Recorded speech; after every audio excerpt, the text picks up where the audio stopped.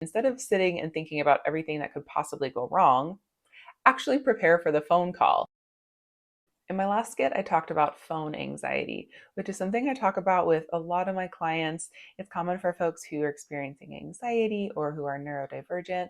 But even outside of that, it's just something that a lot of people go through nowadays. So if phone anxiety is something that you happen to experience, you're certainly not alone. And I get why. There's a lot of things about talking on the phone that are a little unnatural, like you can't read facial cues or body language. You don't have time to formulate your answers like you might in a text message.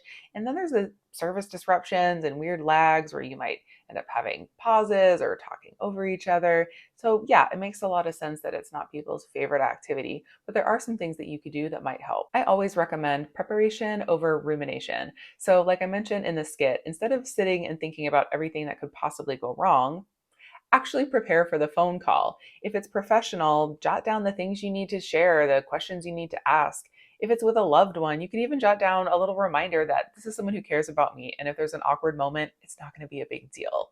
Something as small as even writing a reminder to breathe, a reminder to smile can actually be really helpful in a moment when you start to feel uncomfortable. And I'm sorry to say, but another thing you have to do is practice. When we have something that makes us really anxious or uncomfortable, it's really easy to avoid, but unfortunately, avoidance tends to make anxiety worse. So look for opportunities to practice making calls. It's easy enough to make an appointment or a reservation online, but what if you could make a call instead?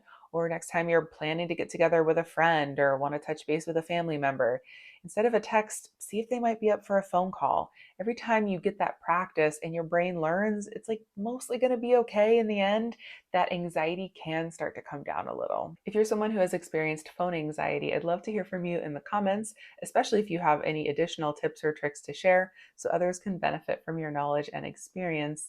And if you like this content, go ahead and follow, and you can find me on all platforms under Lunch Break Wellness.